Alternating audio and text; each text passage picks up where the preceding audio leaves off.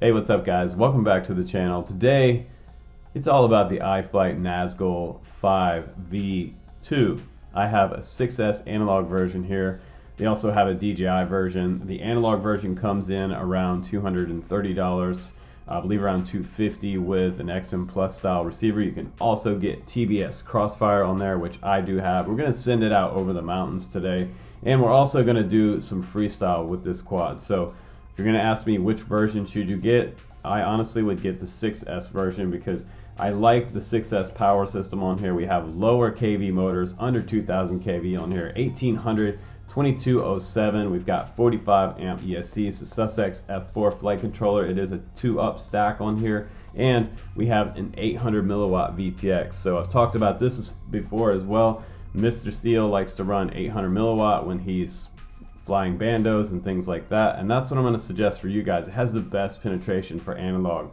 Now if you're rocking the DJI Cadex Vista version, that one's around $300, and you can crank that one up to 700 or hack it up to 1000. So this one is just a little bit lighter with that analog VTX in the very back. It sits in the same exact spot. If you want to upgrade it to DJI later, you can do that. This frame will allow that.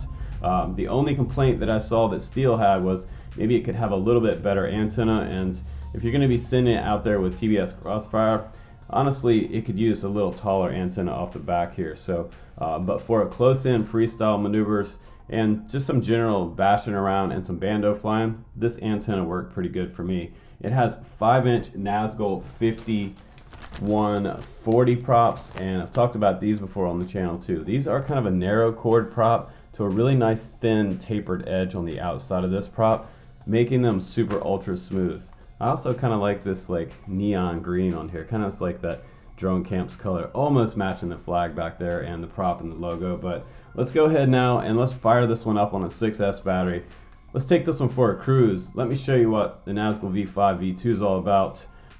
Probably still one of the best bind-to-fly freestyle rigs with a great tune on here out of the box. So let's go ahead and check it out in the air, and after we come back we'll check it out on the bench. We'll see what the components are all about on this big bad boy. Here we go.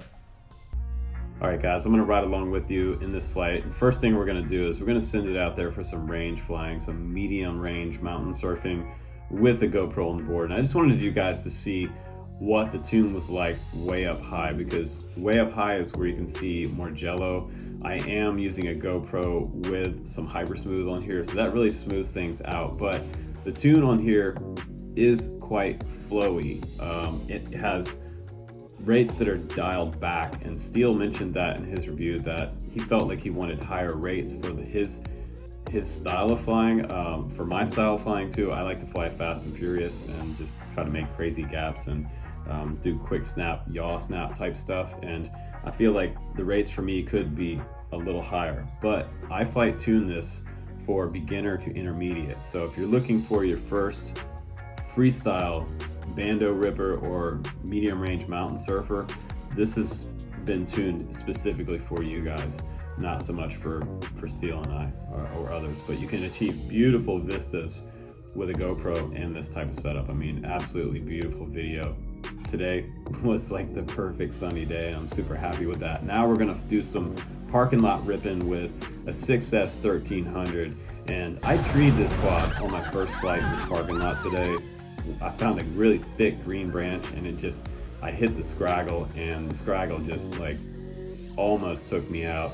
It did break one of the wire covers here in the front on the right hand side of the quad, but that's good because it shows that it protected the motor wires. They're still intact, and I could still fly for the rest of the day. So they did their job. In the old days, we used to take the props and snip them off and put them over top of the motor wires here with a couple zip ties, and that's a nice motor wire cover. So if you break yours, that's what you can do. You can take an old prop that you're not using anymore and make a motor wire cover there. So old school trick for you guys. But I feel like, again, it's super flowy. It feels nice and flowy and cinema-like when I'm flying this quad. The 2207 motors, 1800 kV seems to be the right choice for this prop power system combination. And I do like the fact that at the bottom ends of the dive with the GoPro, I wasn't bottoming out, which means, hitting the ground, coming back down from a big dive. So in Oregon and Washington, we have 60 and 70 foot trees. So coming down on a really steep, almost inverted dive, sometimes the weight of a GoPro will have the quad bottom out in the grass, and this one didn't do that. So that's the good news. So I feel like, you know, overall you guys are kind of, as far as flight goes, flight characteristic goes, you're getting your money out of it, and it is a beastie frame, and that's what you want in a freestyle frame. You want something that's nice and big and heavy and that can take a crash. And that also, this quad, it'll pretty much saw through tree branches. I've flown similar quads like this before and just taken out a tree branch and kept flying. And I hit another tree branch in this flight test, one of these trees here in the parking lot, and I kind of bounced out of it and kept flying. So it will take some hits, and the props are actually quite durable. I didn't break a single prop in that flight test. These are the same props that I came home with after running 3 or 4 packs this afternoon. So they are very, very durable. The frame is also durable, and 800 milliwatt was working nice right there close up in the parking lot. You really don't even need to run 800. If you're wondering how far we can get out on 800, I know guys that have flown 6 miles on 800, easily 3 miles on something like 400 to 600 milliwatt, no problem. But overall, I'm happy with power system. The power weight ratio feels good. It does feel peppy on 6S. So, you know, if you're gonna ask me in the comments down below, like, which one should I get? Should I get the 4S or the 6S? I would go for the 6S, just because I feel like you're gonna get a better flight time off the 6. You're not gonna be pulling quite as many amps out of the pack, but it will power loop. It will flip and roll. You can get away with some crazy stuff. Here's a power loop back around these trees, and I found a little gap to shoot through there. That was kind of nice. That was kind of a blind power loop back to that little tree tunnel. Super fun. So you can get creative with this quad, and you can make some mistakes, which is good news for you guys if this is your first freestyle quad. Got a couple nicks on the props, but that's pretty much all I came home with. So one little broken wire cover, and that's it for a day of bashing. So nice freestyle quad. Let's take it back in the studio now. Let's take a little closer look at this quad on the bench, and I'm just gonna land it right inside the van. Here we go. All right guys, welcome back to the bench here. Let's take a look at this quad. On the scale, it's getting 520 grams with the GoPro, and this is actually a Hero 8 case, so it's not actually 4x7, but I just wanted to give you an idea what the weight was without the battery and a GoPro and the case. So with the 1300 6S battery from Tattoo here, this is my battery of choice, brand new one, getting us up to 724.4 grams total takeoff weight. So it is a freestyle beast. And while I feel like the weight is a little bit high on this quad, some guys were talking about recently on the forums, they were talking about a heavier quad flies better freestyle. That's like a huge debate. Some people like an ultralight, some people like a heavier quad. Maybe it's more durable if it's heavier. It's got to be heavier if it's going to have super thick arms on here, but we're looking at like 6mm arms, TPU bumpers on the bottom of the motors, which look all really nice. They've got that new LED on the bottom, and this TPU mount in the very back for your TBS antenna. You also have the option to put XM Plus on there as well, and you have post coming off the back right there. It has all M3 hardware, and it has the long body design as well. So this is a classic long body with a true X design and replaceable arms. So with a Bando basher, that's what you want. You want something that you can buy new hardware for and arms for, which you can for this quad. So also makes it really easy to access the stack. There's 8 bolts on the top of this frame, and once you pull that up, you can get to your Sussex F4 there. So you've got your USB port right here. You've got your bind button right there. This is your boot button. And we have our 45 amp ESCs down here, and these are nicely labeled. They actually do show you that this is M3, M4, M1, M2. So typically in Betaflight, what we have is 1, 2, 3, 4, just like that. And we have a strap large enough out of the box, which is awesome, that it accommodates all the way up to my 1500 6S battery. 1400 battery, look at this one. This is a pretty big battery, and this one still fits with this strap. And the straps seem to be pretty durable for those heavier batteries. So it does have some nice kind of, it feels like a pleather coating over top of it. I wouldn't say it's leather, but it holds the battery in place and it does its job. Now, if you're going to be flying freestyle, I would not recommend using this 3M sticky grip tape here. I would actually put Velcro on the battery. It just keeps the battery from flying off a lot better than this type of stuff. Whenever I have really hardcore crashes with this type of stuff, I have had batteries eject, and when they eject, it can break the battery wires off of the ESC. So think about that. One thing to think about there. But I'm happy also with the 2207s. I haven't flown these in a while. These are the E Pro versions of these Zing motors, and these are 1800 kV, 5mm shaft on top of those. Really nice stator inside this bell. Really thick coils. Standard size prop nut on there, and our 5140 props.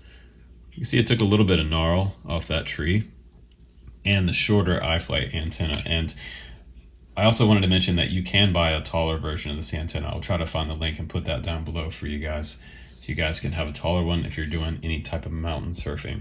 Plenty of camera protection up front on this particular quad. And this one was, I believe it was a Cadex Ratel. They also have TPU on the inside of this carbon wall, the side plate right here. I don't know if you guys can see this, but they do have TPU on the inside, and that helps dampen it a lot and get rid of a lot of jello. You've got plenty of tilt, and some guys might not like props in view. You can definitely see props in view here when you're recording DVR from the camera, but as far as your GoPro goes, you tilt this back to about 30 degrees and you're not going to see any props here in your GoPro cinema footage. So that's kind of nice. So some final thoughts about this quad. Let's just talk about it for what it is. It is a good budget 6S freestyle quad with some gear on here that should last you your first freestyle quad experience. You're going to crash this quad. You're going to beat this quad up. You're going to hit trees with it. You might even hit a wall or bounce off concrete with it. It will survive quite a bit of punishment. I mean, TPU bumpers on the bottom plate here. We've got really nice high quality carbon fiber. You guys can see that that is no joke right there. It is not the super cheapy, barely polished carbon fiber. It looks nice. I don't really see any big beveled edges on here, but it does have all the TPU trim on here to keep the carbon safe, which is nice. If you do belly out on the concrete, it should be okay. 6mm arms as well, replaceable all the way around. And you can get parts for the Nazgul series quads, which is great. You do have to buy your own GoPro mount, TPU GoPro holder. So I'll try to put some links down below for the 6, 7, and 8. And I'll also put some links down below for my freestyle choice battery, which is going to be the 1300 for parking lot freestyle. And then if you're going to do some long range, sort of longer mountain surfing with TBS Crossfire, I'd use the 1500 battery. So Tattoo R lines have been great for me. There's version 4.0. If I can't find 4.0, I'll put 3.0 down there for you. It doesn't really make a huge difference. I'd get either one.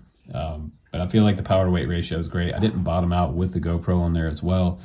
And it took a hit in the tree really hard, didn't even break a prop. So that's good news. The biggest thing I would change on here is probably just buy a taller antenna. I believe they make a taller version of this. If you're going to fly a little more range flying with 800, you can get 6 miles out there on that type of VTX. So yeah, that would be awesome. You might get a little bit better penetration with it higher up above the quad too. So for some more range freestyle. So that's totally up to you. I'll put the link down below for that one as well. But I feel like, you know, if Steele bought this with his own money and he enjoys flying it for a basher freestyle bando quad 6S Ripper, I think that you guys would enjoy it too. Especially with the tune on here that's tuned down for a softer, flowier feel. And that's kind of the style that we all want to achieve anyway. So I think that's pretty cool that they did that. They made it nice and flowy for you. You're going to get some epic footage with your GoPro. So I'll put the link down below for the 4S version. I would go for the 6S version if I were you, with the 2207 1800 kV motors, the new Pro updated versions. And just enjoy this rig with 800 on there. So crank it up. It's got smart audio already set up. You can press your stick left and up and go in and change bands and channels and the power on that VTX. And the RSSI was already set up too for my TBS Crossfire, which is great. And iFlight's been really killing it lately. So this one's probably going to be on sale for the rest of the summer, possibly until these sell out. But I feel like the Nazgul series has just been a winner since the first one came out. And this one's a little bit better than the first one. So between the two, if you ask me which one to get, the other one's a better deal. I might still grab this one because the Pro motors are pretty beastie for freestyle. So a great rig overall, guys. You can check it out in the link down below. Please check me out on my Patreon, by the way, if you enjoy the videos. And please click subscribe and the notification bell. Stay humble and be kind, guys. And as always, be nice to each other out there in the FPV community. Please make a comment down below if you enjoyed the video and give me a thumbs up on this video if you liked it. I will definitely be bringing you more tests and flight tests right here on the channel, guys. Take care. I'll see you on the next one.